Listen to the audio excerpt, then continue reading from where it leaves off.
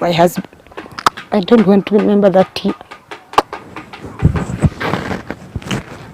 2 years after the National Peace Accord was signed to end the 2007 post-election skirmishes, Monica Kanini is still mourning. For sure, mama kuja kunirudisha 2 years backward. I wish ingekaa tu hivi. Kanini's husband was killed in Langas in Eldoret because they were believed to have voted for President Kibaki. Anna Kandie, or Mama Chebet as she's popularly known, is also another woman still mourning the death of her husband, who was killed on January 1st, 2008. Mama Chebet, a Kikuyu, was married to a Kalenjin and she has no doubt as to who killed her husband. Ni Wakikuyu wenzangu ambao walinitenda hivyo. And to the story of these two women, add that of Mary Ngina, a woman who moved from Ukambani to settle in the Kiambaa area. Today, she counts herself lucky to be alive as she looks at the graveyard that was formerly the Kiambaa church. She was one of the few people to escape from the church after it was set ablaze. But she cannot forget the sight of helpless children and women dying in the inferno. Watoto wa mama wanaungua yote kabisa. Hivi tunatoka tunaenda. Mimi Mwai Kibaki.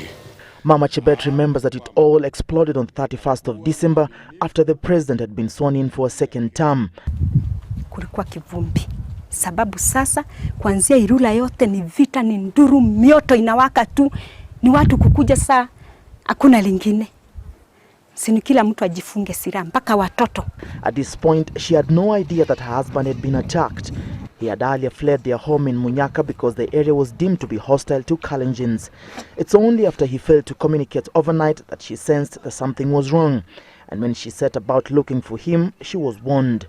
Akatuambia mwenye ana nguvu asiende kuona huyo mtu. Juu vile ametendewa ni unyama. For Monica Kanini, the story was similar. On the fateful day, her husband, an ex-military officer, was walking home with his cousin when they were ambushed. Sasa nikapiga simu yake, nilipiga bwanangu ikakuwa mteja, nikapiga ya huyo ilichukuliwa na Mnandi. Nikamuita jina. Kaniambia mimi si Ngoge, nilimuita Ngoge, akaniambia mimi si Ngoge. Nikamuuliza na yeye ni nani uko na hiyo simu? Kaniambia mimi nimekwambia mimi si Ngoge, na akakata simu. The following, it was on Thursday, saa 11. On Friday ndio tukuja tukaambiwa wako mochari. The stories of these women clearly attest to the fact that there was no winner in the post-election skirmishes. Whether Kalenjin, Kikuyu, Kamba or any other community, they were all losers. And since then, some semblance of peace has returned. But listening to the local people and images like this one right behind me here paints the picture of scars and wounds that are still very much raw. Indeed, the landscape in the North Rift region is yet to heal, literally. The owner of this building in the outskirts of Eldoret town saw his investment go up in flames. Although he declined to speak on camera, he told us that his life would never be the same again, that his confidence in the Constitution's provision that one was free to live and invest anywhere in the country had been shattered forever.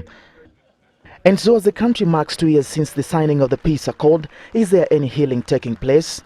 Hata kama wanasameana huko wenyewe, mimi siwezi nini tunasameana.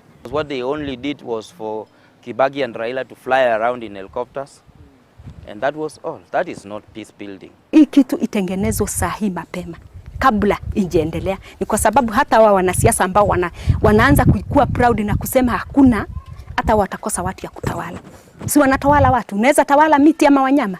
Na hii ya sahi wasipochukuliwa, yenye inakuja itakuwa worse than this. Juu sasa kama kwangu ni mzee alitoka, maybe siku hiyo mimi nitatoka. Those who fail to learn from history, they say, are condemned to repeat it. And as the country marks the second anniversary of the Peace Accord and 2012 draws even nearer, it may be important for the country to listen to the voices of the victims of the post-election violence. Peter Opondo, Citizen TV.